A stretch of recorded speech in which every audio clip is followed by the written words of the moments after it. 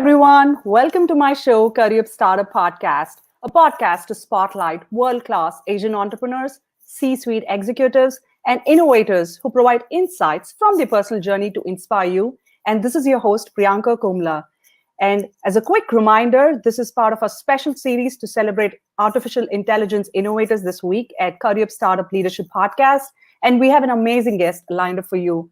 But before I unveil who that special trailblazer women in technology is, I'm going to give you a quick reminder to subscribe to us by following me, Priyanka Komala, or our CurryUp Startup Leadership Podcast page on LinkedIn to get your LinkedIn Live notifications. We're also on Twitter at PodStartup, on YouTube. So feel free to subscribe if you're listening to us on YouTube and your favorite podcast streaming platforms.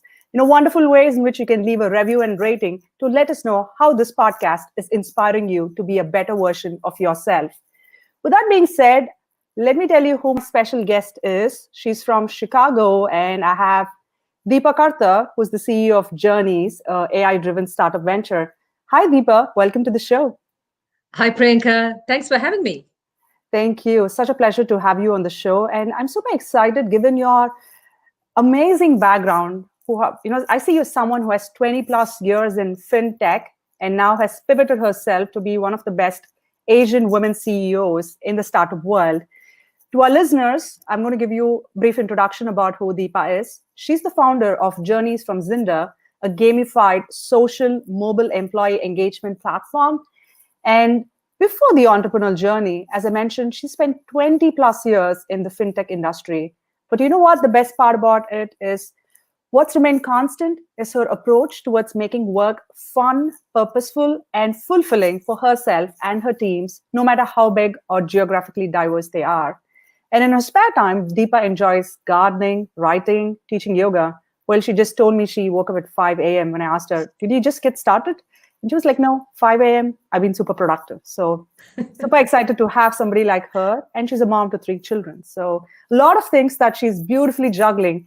And I'm excited to learn more about her startup journey, as well as how she's making strides to make a difference for the society while balancing everything else that comes through as a woman of color. Thank you, Deepa, again, to being on the show. Excited to be here, Priyanka. Thanks for having me. Awesome. And as a special giveaway, Deepa is going to give a free exclusive mentoring session to one lucky winner. So put your thinking hats on to drop in a question or a comment, and let's see who that lucky winner is going to be. So Deepa, I'm going to get started with your childhood. Growing up in India, from Trivandrum in Kerala to Chicago, what's one thing that you've learned in this journey when you look back at your life? That's a very interesting question, Priyanka. I'm actually one of those people who I have the memory of a gnat, so I typically don't look back at all. I'm constantly looking forward. But one of the things that I remember very fondly is my mom telling me, hey, Deepa, you are always floating through life. Make sure that you are, focusing on what you have to do at the present instead of constantly dreaming. So that is something that has constantly stayed with me my entire life, even as I'm dreaming and kind of floating through life. So I'm a big dreamer. One of the things that I don't do too much of, perhaps I should do a little bit more about it, is look back a little bit more. Like recently, for example, we just had a musical collaboration with my college friends, and we created a video, musical collaboration video. So that was very fun and very exciting because, you're collaborating with friends from 20, 25 years ago. And we actually created something which is very exciting. So as I said, nostalgia, I'm not a nostalgic person typically. I'm more of a looking forward, what's next for me kind of person. That's pretty cool. How does your family see your success, especially your mom? She's constantly on my case. Deepa, don't flow through life. Even till today, after seeing all this success? Even till today. I mean, she's my, she's a really good cheerleader for me. So she's constantly giving me, being an entrepreneur is not easy, right? It's not, success is a very, very relative term. Right. So as you're an entrepreneur, especially a startup entrepreneur, trying to, get your product in the market and things like that, you go through a lot of mostly downs and some ups. So having a cheerleader for you who believes in you and constantly tells you, hey, it is the success is in front of you, keep going. So my parents are very helpful, and they're very they cheer me on all the time, so that is very, very helpful. That's pretty amazing. You need to tell me what your mom thinks about you being on this podcast after the show. I will. So tell us about your passion. I see you as someone who enjoys working with people, bringing them together for productivity and engagement. And Mhm. was that a pivotal point to shift from fintech into the startup world?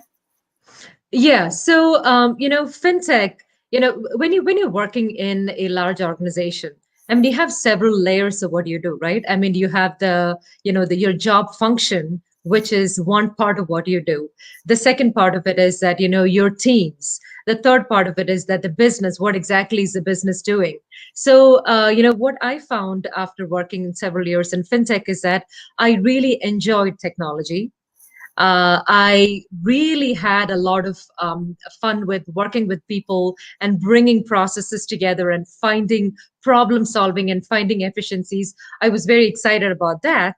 But the one thing that I knew I wasn't excited, and it took me a long time to realize it, is that I wasn't as excited about late fees and interest rates. I just wasn't excited about that, because I think this is something that most people do, right? You get out of college, and the first job that you do, that you perhaps accidentally got it, and then that kind of sucks you in, and then life kind of takes you on a little journey, and then the next thing you kind of you raise your head up, and the next thing you know, oh, okay, is this what I really want to do? And that is really the mode that I was in before I started my company. And I realized, no, this is not what I wanted to do with the rest of my career. So that is what made me decide that, hey, I actually want to do something where I build something and focus on something that I care about rather than things that I accidentally fell into.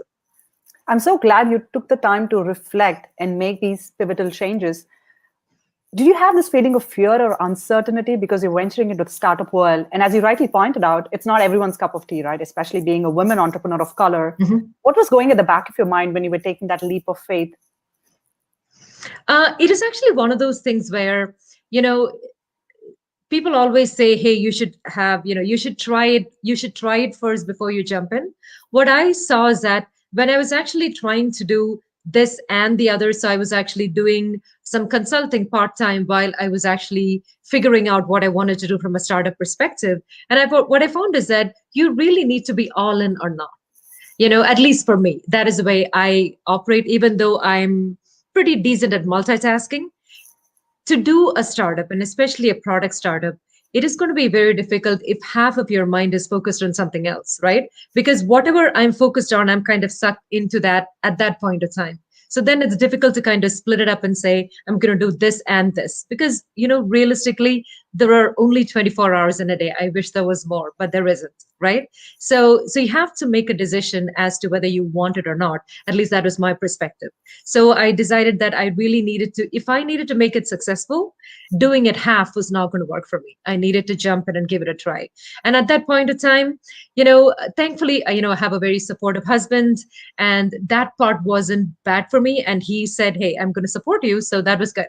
So that helped me make up my mind. And without that, it probably would have been very difficult to do it. So for me, from a risk perspective, I wasn't taking that much of a risk. So it wasn't bad. I'm so glad your dreamer attitude has stayed on as you have been through life changes. So tell us Yeah. about, go ahead. Yeah, I mean, I think that is one of the things that, even while working in fintech, I was, again, looking back, I realized that I was more of an entrepreneur, right? I'm constantly trying to build things. I remember when I was actually consulting with the company, which I ended up working for 20 years. One of the first thing that I built on top of credit card systems was like a timesheet and a bunch of other productivity things. And as I think back about it, I realized that I was kind of building tools on the side for people stuff while I was doing all of these fintech stuff as my real job. So I think that entrepreneurship and it is that dreaming, and it's really trying to make things better. So that is something that has driven me, really.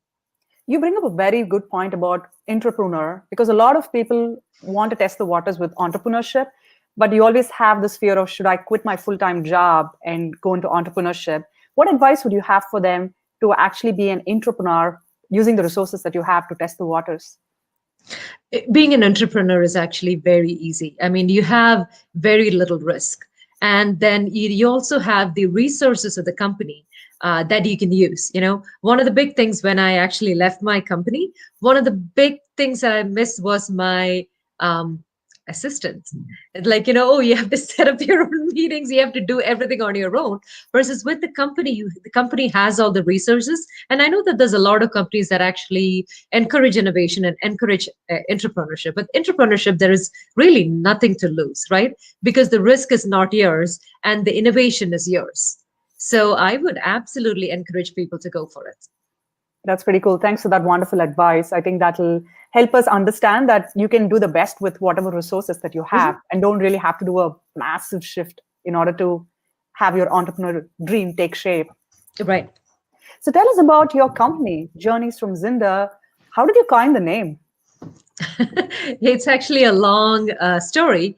The name of the company, when I started the company, it's called Zinda, and Zinda in Hindi, Sanskrit, and a lot of the Aramaic and a bunch of languages, it basically means coming alive. So for me, this was like a very abstract philosophical construct where I'm like, okay, this is a new beginning. It's coming alive kind of thing. So that is where the name of the company started, and the name of the product, Journyz, is it is actually one of those things where we kept saying journey, journey, journey a lot of times, and then finally we were like, should we just call it Journyz? And it's actually one of those things where a couple of years in, because we said the word so many times with respect to all the use cases and the way we use the product, we said, hey, this makes sense because we keep saying that word all the time. Maybe there is like a maybe there is a reason why we are saying it. So that is how the word came in. But basically it is, so Journyz is really all about bringing people together and getting initiatives done. And there are different moving parts in getting anything done, right? You have your executives at the top, you have all the middle level management, you have the staff, and it's really all of these people intersecting and coming together. So again, that is where the word journey kept coming in. So therefore we said, hey, let's just call the product Journyz.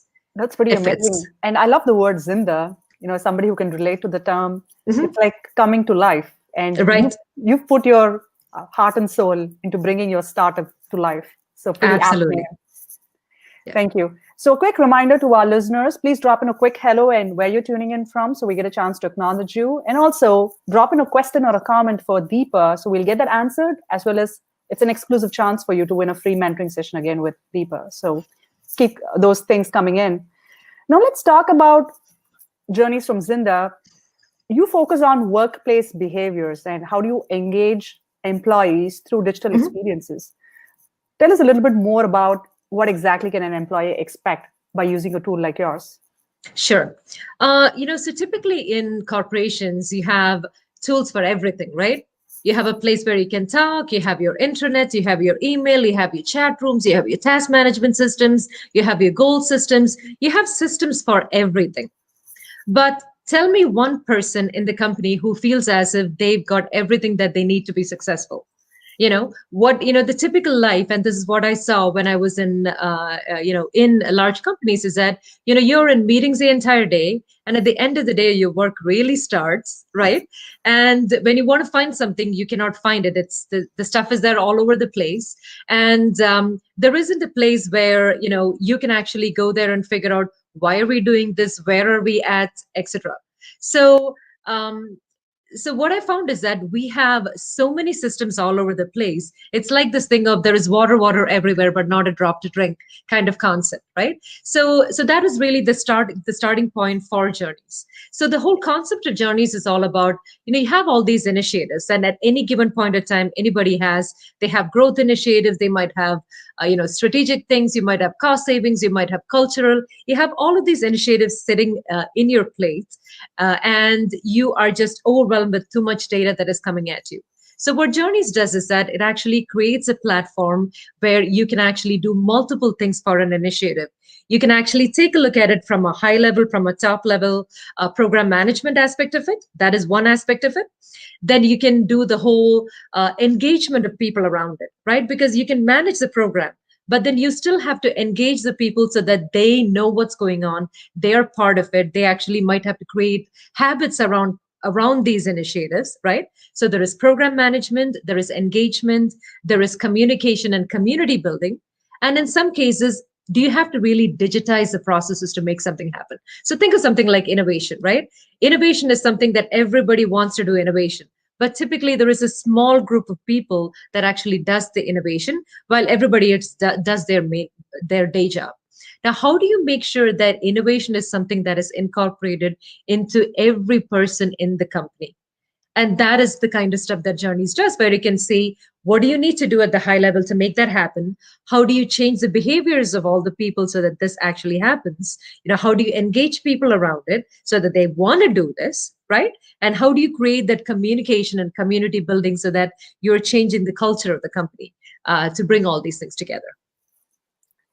Thanks for that great way of putting things together for us. And I agree with you. When big organizations look at embracing these different tools, be it for productivity, time management, or goal setting, we operate in silos. Like the systems don't talk to each other. And it's just like one more step where you have to log in and remember to do whatever tasks that needs to be done. And I'm so glad you've thought through that experience. And that talks about your seasoned executive experience working at large organizations. Now tell us this. An organization typically consists of multi-generational workforce. How do you make your product appealing to be the baby boomers, the Gen X, the Gen Zs? Good question. Great question.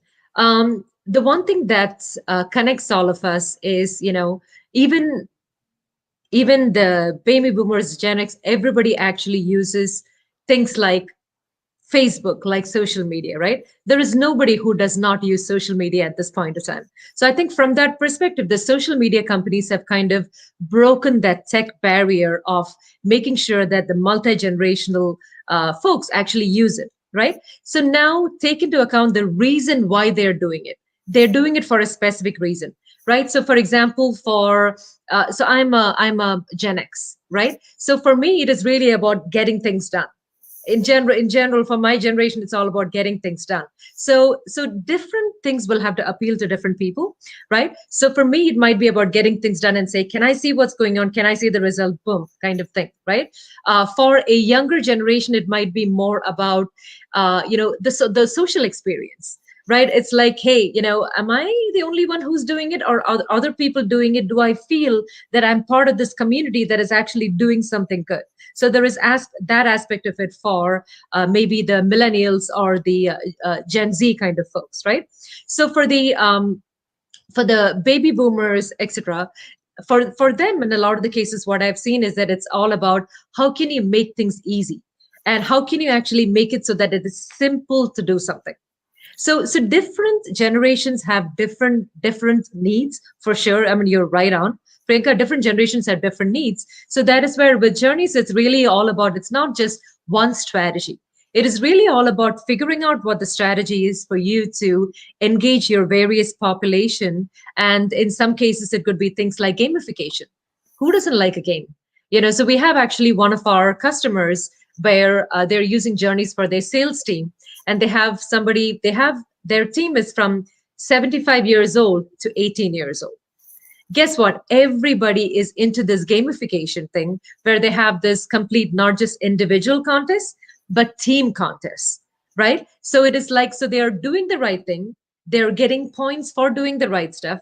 They are having individual leaderboards. They have team competitions. Now everybody is talking just about this every day, because it is all about doing your job while getting recognized and rewarded for it at the same time. So these are all various techniques, Incentives go a very long way, right? It just inspires you to do your job and creates a sense of team spirit as well. For the example that you mentioned, gamification, it's a great way to build team rapport. So people understand, like, hey, where do you stand? What's your level, or what's your status? And, these kinds of things. Absolutely. And a lot of the times, Priyanka, the interesting thing is that, it is not just the points, right? Again, think of people that use Fitbit. people of all generations use Fitbit to hold themselves responsible, Accountable, right? Exactly. accountable, right? Now, on top of that, if you have, like the whole team aspect of it, now it becomes you're going to do more things for your team than you would do for yourself. Right now, all of a sudden, it becomes a completely different thing. And it's not just the accolades or the points and all of that. Sometimes it is just recognition. You did something and somebody said, good job. Imagine again, let me go back to social media. Why do we do things in social media? I just posted a picture today of my puppy. It is snowing outside today. So I just posted a picture of my puppy with some snowflakes and called it something. I said, like, we have our dessert for Thanksgiving, like a double chocolate cookie with powdered sugar or something. And people are liking it. I'm like, oh, people are liking it. That immediate instant gratification Gratification, is something exactly. that everybody's looking for. So these are all the little things. It's nothing big. It's all the little psychological things that how can we, unlike social media, which is using it for, as their business model, how can organizations use it to really do good stuff and really bring their teams together? That is what Journyz is about. I love the premise of your tool. So it's a tool that makes things efficient, creates a workflow so people get their job done, but at the same time makes the leadership feel more engaged with Mhm. with staff and with the frontline employees and for peers themselves. So they get to know each Correct. other's skill sets and the strengths that they bring to the table as well. Now, before I talk more about the technology behind your product, I'm going to acknowledge a Mhm. couple of our live listeners who have tuned in. We have Satya who says, hi, very inspiring interview. Thanks, Satya. We have a Thank you. we have a special friend of yours who's joining us live as well. We have Manju Abraham from the Bay Area. Oh, nice. So she's a college mate of yours. So excited that you've always had this passion and energy. So I'm just going to read what Manju says. I joined in to show my support to Deepa. I'm a college mate who has seen her in action, the passion and energy she brings into everything she does. Thank you, Manju, and Thank you, Manju. Appreciate that. best wishes on every new endeavor to Deepa. Thank you. Thank you. Thank you so much, Manju. So let's talk a little bit about the technology behind your product. How does artificial intelligence play a key role in the way your product is developing and learning from all these different Mhm. psychological behaviors of people who use it? Absolutely. So there are things. A lot of the times with artificial intelligence, this is a conversation I was actually having with somebody. I mean, for artificial intelligence to happen, you need data, right? Artificial intelligence is all about collecting the data and then making decisions with that. Otherwise, it is, just pure logic. It doesn't have to be artificial intelligence. But some of the let me give you an example. So here is an example of collecting information about sales or the sales behaviors, where there is a team that is actually doing certain behaviors and they're getting certain results, and then you can actually determine the kind of behaviors they need to do to get the results that they want to meet the goals that they want, right? So that would be an example. Another example is that let's say that you have this huge consulting organization that is very resource heavy or very people heavy, where they're getting a lot of feedback to their HR about things that are happening. So you can actually use artificial intelligence to figure out what is the sentiment of the organization. Are there specific things that are going on in specific geographic areas? Are there specific things that are causing problems for them? And then use that to actually make recommendations on the kind of things that you can do. So just a couple of examples. So it is really all about collecting the data and figuring out what kind of patterns do you see so that you can make decisions, and also playing some of these things back to some of the individuals who's using, so that you're actually making some recommendations and giving them information so that they can actually get more productive, in and basically do their jobs better. Well, it's amazing to see how well your product has been received. But tell me this, as an Asian woman of color CEO, what kind of challenges are you seeing in this startup field, especially for a product-based startup? Mhm. I think the product-based startup by itself is kind of rough to begin with. I think especially during this COVID timeframe, it has been particularly rough, right? So as a Asian woman CEO, I think one of the biggest things is that from a sales perspective, I don't see a big problem at all with respect to this is not a I don't see a big hurdle. The biggest hurdle that I'm really seeing is in terms of funding. right? With funding, again, I'm not sure if this is an Asian woman tendency or not, but I'm not going to be the one who is actually going out there and saying, hey, this is, this is crazy stuff, bet on me. That's not the culture kind of that I have been brought up in, right? So I'm very practical and pragmatic, and probably even appear a little risk averse when I'm talking to investors, right?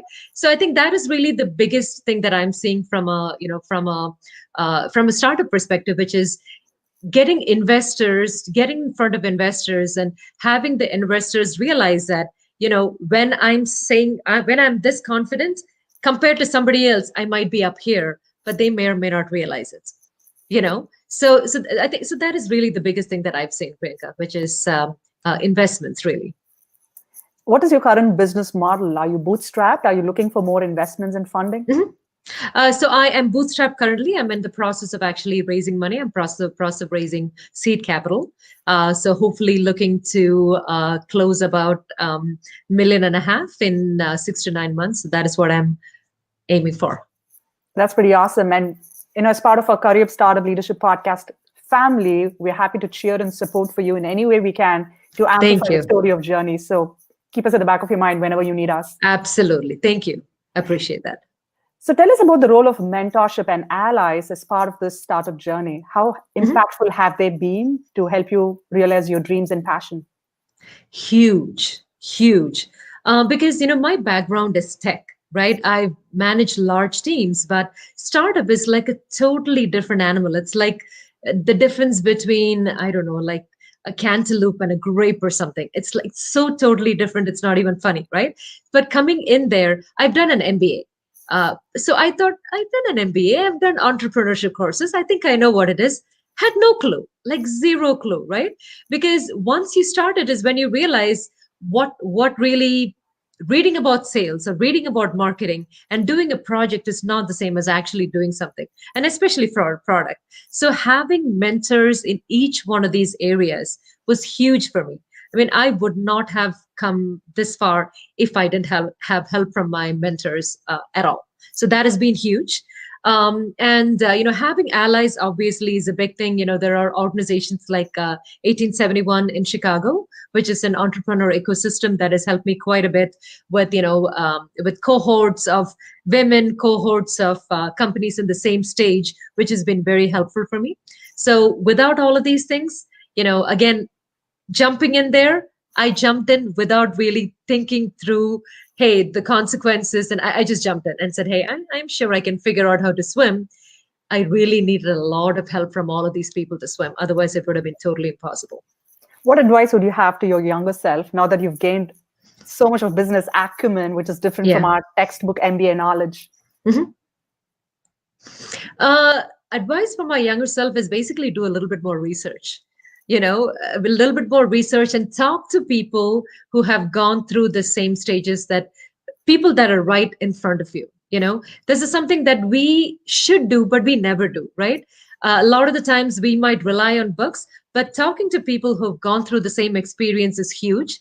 And a lot of the times we make the mistake of, oh, that was that person, I'm going to do it different, which is good and bad. Which is good because at least you have the confidence to keep going, but which is bad because you have to listen to what they've gone through, because trust me, you will go through that.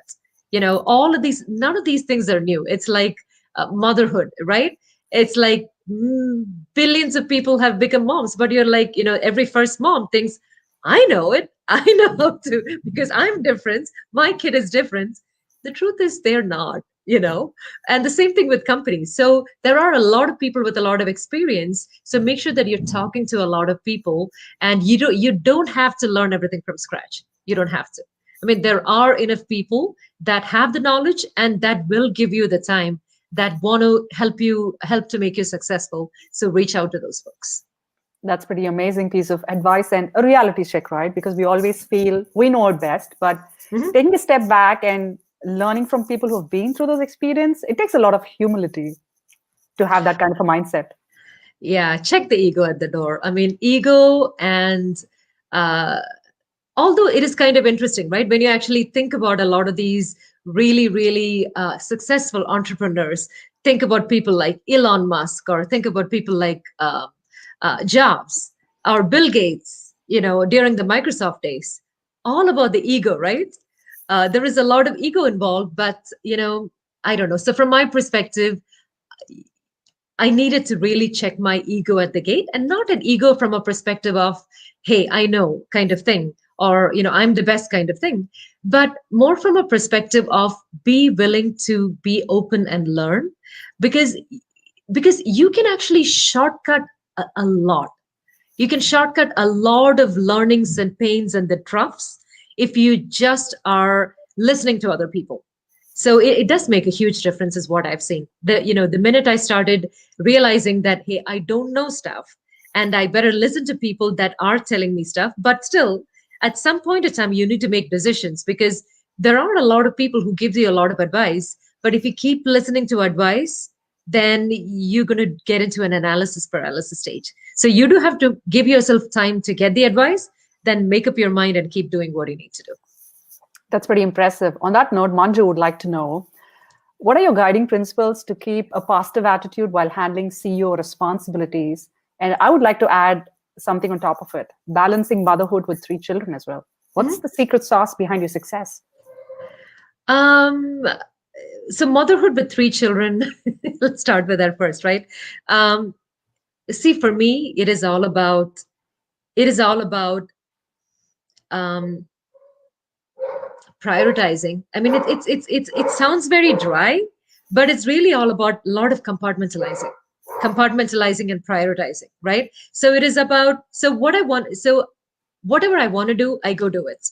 I don't stop myself, right? But what it means though is that for that to happen, I need to make some adjustments. So for example, if I want to go become a yoga teacher, I go do it. But I say I'm going to do it only during such and such time, and then I'm not going to let that impact me for the rest of my day, right? So there is some compartmentalization that is needed. And with children, again, it is not about kind of, I've never been a helicopter parent ever.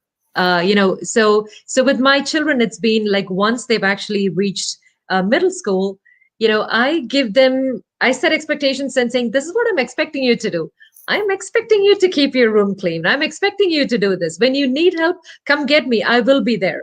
But I'm not going to be there sitting over them and doing their homework and all of that kind of stuff, right? Not at all. So I'm actually, that helps free up some time for me, right? So Manju, going back to Manju's question, can you tell me Manju's question again? I don't think I answered that. The guiding principles to keeping a positive attitude while handling the CEO responsibilities. Right. So I think it is. So for me, every day has to be balanced. So every day I have to, I have a, what do you call that? I have a list for me where it's like, these are the things that I have to get to. And and these are the things that I know I will not get to, right? My to-do list and my not to-do list. And instead of trying to bring my issues from one day to the next day, I try to solve it all on the same day.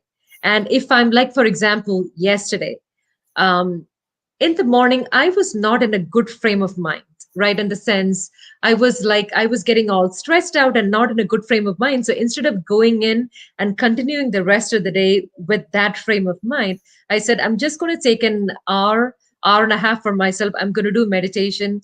No, I'm going to cancel my meetings and just going to do meditation, and that's it. And then what that helped me do is that for the rest of the day, I was super productive. But then if I had continued kind of keeping on that stress and the tension, my entire day would have been gone. So I think that is really my attitude. My guiding principle is balance every single day. That's very true. You bring in a couple of psychological traits behind it. One is that feeling of guilt, especially as a mom, when you feel like you have to be more available or be that helicopter parent. And the second aspect is creating time and space for your well-being. Because if you're productive and you're happy, that reflects on people around you. What do you do for yourself to create this kind of a mindset where you're very pragmatic towards your approach for life? So I think, Manju and I have talked about this earlier too. So this is, as women, we come in with a lot of guilt. I think that is hardwired into the DNA, right? Oh, I'm not a good enough parent. I'm not a good enough anything. My house is not good enough. My nothing is good enough for you, right? I think one of the first things is kind of forgiving yourself for that. I think we are one of the our harshest critics, right? You're your own harshest critic. So one of the biggest thing is to say again every day, I forgive myself. Yeah, I am not perfect. Oh well, that's what it is. So trying to keep that expectation kind of practical with respect to, yes, it is okay if my house is a little dirty. It's okay if we are eating restaurant food for today and we are not cooking or whatever, right? And it's okay if I don't get, if this meeting was not perfect. So I think giving ourselves that grace, I think, is very important. The minute we are able to forgive ourselves, everything else kind of falls into place. And it's not one of these knowledge that I was born with, by the way. It is something that I actually, after talking to a lot of really smart people and some spiritual learnings and all of that stuff, this is where all this is coming from, which is the first thing that you have to do is love yourself and forgive yourself. And then after that, it's easy for you to do the same for everybody else. This actually creates harmony, and that actually creates growth. you know one of my first yoga instructors, she used to keep saying all the time, and I think that caught up into my brain, which is, hey, what are you doing right now with yoga? Don't think of it as selfish. It is something that you need. It's that oxygen mask thing, right? If you don't give yourself an oxygen mask, then how are you supposed to take care of everybody else? So don't kick yourself for that. You need it. It's part of what you need. No, that's very true, and it's just part of a cultural upbringing, right? I can really resonate as a fellow, Asian woman. We always put others' needs first, and then Right. towards the end, we have this feeling of guilt and Mhm. self doubt that we're not putting our authentic self out there. So I Yeah. really enjoyed hearing from you on how you balance all of this and focus on your self care and happiness. Yeah, because without that, again, as the example that I was saying yesterday, right? I could have been miserable all day and be like super unproductive the entire day. So instead, if I just took that hour and a half for myself and kind of steadied myself, and then the rest of the day was great. I think I got a lot of things done. But without that, at the end of the day, I would have been like totally miserable, right? That's very true. I have a couple of quick comments and questions from our Yeah. live listeners, which I'm going to get to in a quick second. So let's start with Raji. She's throwing an accolade for you. You have a bias for action and have always inspired, especially your alumni cohort, with your passion, drive, and leadership. Thank you, Raji. And Manju says, your practice of meditation, forgive and forget, and letting go and moving forward are, I see those as your pillars of success, because these are very hard things to imbibe, Deepa, because it's easier to say, hey, meditate, yoga, just let go, Yeah. have a chilled out life. But Yeah. rewiring your brain takes a lot of time and effort to get to that spiritual and philosophical state of Yeah. mind. Absolutely, absolutely. And like I said, it is only in the past, let's say, 3 years that I'm in this mode right now. It was, till this point of time, I'd be the first one to like, oh my God, such a bad meeting. What did I do? Let me blame myself for everything. The minute you stop that, the minute you do that, and the minute you say, no, it's okay, everything changes. And and like everything, like exercise, like everything, it's a habit, right? That is where, going back to that whole Journyz thing of habit formation, the habit formation is critical because everything that we do is a habit, right? I mean, I'm not sure if you do this, Priyanka. Nowadays, I don't drive, but when you get in the car, you automatically go autopilot. You take an exit, you go to a place if you're not thinking about it, right? Why is that? It's a habit. Very If you're true. able to rewire your brain to change your habits, your life changes. I mean, everything changes for you. That's a very amazing way of looking at life. And I'm so glad you're here on the podcast to provide this amazing wisdom, not just as a startup CEO, but you as a person. And that's what the CurryUp Startup Leadership Podcast is about. It's about your personal journey where we can learn from you in order to, just learn from the best and the wisest who are just around you. Just have to look for them. I would not call myself the wisest, but okay. Hey, see, there you go, your humility over there. We have Hina who's joining us live as well. Hi, Hina. Welcome to the show. Couple of quick things. Anne Andrews says the ability of today's women to be centered, be in touch with what she needs, and create a space around her which is optimal for her family and herself is the biggest success of all. Very true, Anne. One thing, Deepa, is people around you also need to understand when you're rewiring your brain, right? So it's not just you. Mm-hmm. How do you educate and create awareness among people that, hey, this is how my perspective towards life has changed, and getting their buy-in? Initially it's kind of very funny because, a lot of these things it's a journey that you go through by yourself. The people around you may or may not be part of that. But the thing is that the more you talk about it, and the interesting thing is that, with my kids, initially I would say all of these things and they would roll their eyes. I thought their eyeballs would leave their face. It would be like that. But what is interesting is that, two of my girls are in college and they call back and you say that, when everything is going for you in life, you don't need any of this. Because if luck is on your side and if things are just going for you, you don't need any of this. Only when things actually are not going for you, and then you have to figure out how do you deal with those situations, that's when you need all of these things, right? So with my kids, for example, when things are not going for them, and I say, just try this, they're like, no, mom, just try this, and it works. And they're like, oh, okay. So a lot of the times it's basically saying the same thing, repeating again, habit formation, brain rewiring. How does our brain rewire? We see the same thing, we read the same thing, we see it over and over again, we think about it, and then slowly is how our brain rewires. So exactly like that is what so when I'm having conversations with my family, with my friends, again, the first time I say something like, where is this from? Was she crazy? This is like, my friends actually used to call me Swamini and all that, right? It's like, oh, Saint Deepa kind of thing. And now it's like when you actually, again, talk about the same thing, and when they experience it and when they try it out, then all of a sudden it becomes real and, again, incremental, slowly. That's very true. So thank you, Anne, for that wonderful, thought-provoking comment as well. Now, Raji likes to know, what's one of the biggest challenges you've overcome with Journyz so far? The biggest challenge is myself, getting over myself.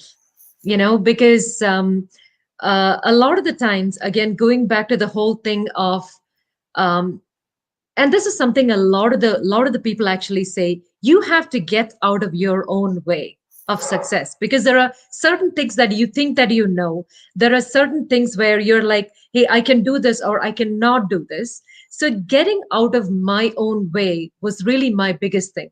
Because, first thing when I started my company, the first thing that I said is that I'm not a salesperson. I think salespeople are bad. I'm not a salesperson, so I'm not going to be selling, and somebody else is going to be selling. And I was looking for a salesperson for a long time till I realized that I am the salesperson. I am the person. So a lot of the times with startups, it is trying to get out of your own way of certain expectations that you have, certain beliefs that you have that you're hardwired with. And then once you get that out of the way, it's going to be so much easier. We might have a slight problem. Okay, so I have my dog here who wants to get out and he is barking. Is it okay if I leave for half a second and come right back? Absolutely, go for it. Okay. I'm so glad when members of the family also join your session, right? As part of the COVID pandemic, it's a balancing act to have everyone as part of our podcast. So super happy to have her pet as well. And to our listeners, I'm going to do a quick reminder. Continue dropping your questions or a comment for a free mentoring session with Deepa. And do remember to subscribe to us by following me, Priyanka Komala, on all channels that you're listening from. All right, so we have Deepa back here. Such a balancing act, right? I mean, you got to welcome all members of your family as part of the podcast. Right. Show. Yeah, the other one's making some sound right now, so hopefully he's not going to come down as well. I thought I had told my husband that I'm doing this, but maybe he wasn't paying attention. Hey, there Maybe you I go, said right? it only one time. Forming those habits on a regular basis helps. Right. All right, so we have a fun rapid fire round for you. Are you ready Mhm. for it? Yep, absolutely. So you tell me the first thing that comes to your mind when I say the following: role model. Role model. My role model are people who have big visions. So my role model are people like Gandhiji, like Martin Luther King. I know I should say something more practical, but that's what comes to my mind. How do you define success? Success for me is balance. It is the balance of really what your desires are. It is, it could be what do you want to do, and have you accomplished it, rather than something that is, money related or, typical thing. Your desire and the balance of that. What does happiness mean to you?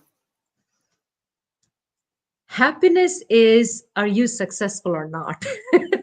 I like the way the logic shifts to the question about. Yeah, happiness is success, but because if you're successful, you're happy, right? Again, the success, again, it's not money, it's not specific things. What do you want? Did you get it? And that is what, if you got it, then you're happy. One fun thing about Deepa, you haven't shared anywhere else, and it's exclusive to our CurryUp Startup Leadership Podcast Oh, listeners. wow. My life is an open, no. One fun thing. I'm not a very fun person, Priyanka. I don't have Why? any fun thing to, yeah, I don't have any. I'm actually a very, very boring person. There is nothing fun about me at all. Yeah, maybe, yeah, I think I wanted to be a fashion designer when I was growing up. I think I was dreaming about fashion designs when I was in engineering college, but that did not come to fruition. I'm, it's good to know that you had a different career set out for you. So, one last question: what is your Sure. native language, and one word to describe yourself in your native language with the meaning of it as well? My native language is Malayalam. It's a language spoken in Kerala, the southernmost part of India. And one word to describe me in my native language. Um, so Deepa means light, right? So I would love to actually create light for myself and people around me. So is that good enough? Hey, that's very apt. So, that's a wonderful way to wrap up the episode as well. So, I have a couple of quick closing comments on this episode. We have Minnie Nair who says, keeping it so real, go deeper. We have Satya who says, Thanks, very man. informative, interesting, and inspiring interview. Thanks, Satya, as well. So, what is one parting thought, Deepa, that you would share with our listeners as well as your experience on the podcast as well? Um, so the parting thought really is that, whatever it is that you want to do, whether it's something that you want to do within work or outside work, my biggest thing is just go for it. The more you think about it, the more you analyze it, it's not going to happen. So my main thing is, if you want something, go for it. Do the research, whatever it is that you need to do, but really go for it. So that would be my parting thought. And Priyanka, thank you so much. This is a great experience working with you on the podcast. And I think, hopefully this is going to be useful for, other entrepreneurs, other tech leaders to be in the CurryUp Leadership Podcast. Did I get that right? Yes, this is CurryUp Startup Leadership Podcast. CurryUp Startup Leadership Podcast. There you go. And thank you for the great experience. This was awesome. I That's had a lot amazing. of fun. Thank you so much, Deepa. See, you get to see the other side of you, which you didn't realize you had, the fun side of Deepa. I had no idea. I really loved the conversations that we had. It was very candid. We wanted to focus on AI and the story of Journyz, but I've also learned a lot in terms of being human, being kind, being real and authentic. And that's one of the big takeaways for me on this podcast, CurryUp Startup Leadership. So the key takeaway, I would say, is one, feel good about yourself, and you don't have to take life so seriously. That's one aspect of it. And the second is, when you have a product or a startup idea in mind, start small by being an entrepreneur and see, how that works for you. And then when you are ready to fly out with your wings, give it your all. and do the best by surrounding yourself with mentors and allies who are invested in your success. And that's a great way to see a lot of your friends and well-wishers on the show as well who have spoken such good things about you. Yeah, I know. They were awesome. Thank you. Thank you, ladies. Thank you. And I just quickly posted it there. So thank you for jumping on. Thank you. See, that's the troop that you need to have, the tribe that always Right. helps you to get to the next level. So thank you so much, Absolutely. Deepa. Really appreciate your time and your energy in sharing a different dimension of you as a startup CEO, as well as someone who is investing in self-care and emotional well-being of you and your family. So kudos on that as well. And to our listeners, hope you enjoyed this episode. We're going to keep the lucky winner open. So if you're watching this on live or replay, continue to drop a question or a comment, and then we'll connect offline to give out that lucky winning mentorship session with Deepa as well. Good deal, Deepa? Sounds good. Awesome. So to our listeners, hope you enjoyed this special episode of celebrating artificial intelligence innovators. We had Deepa Kartha, who is the CEO of Journyz. She's such an amazing person to get to know. So follow her on LinkedIn and Twitter so you can continue to hear more about her journey and her nuggets of wisdom. Until another episode with another interesting guest, this is your host, Priyanka Komala, signing off from CurryUp Startup Leadership Podcast, a podcast to spotlight world-class Asian leaders, C-suite executives, and entrepreneurs who provide insights from the personal journey to inspire you. And again, do continue to subscribe to us. If you're watching us on YouTube, hit that subscribe icon for us, please, as well as a like to let us know how inspiring this journey of Deepa has been to you. And on LinkedIn, you can follow me, Priyanka Komala, as well as our CurryUp Startup Leadership Podcast page. We're also on Twitter and your favorite podcast streaming platform. So feel free to put in a review and a rating for us as well. And thank you so much, Deepa. Really appreciate having you on the show. Thanks for having me. Thank you.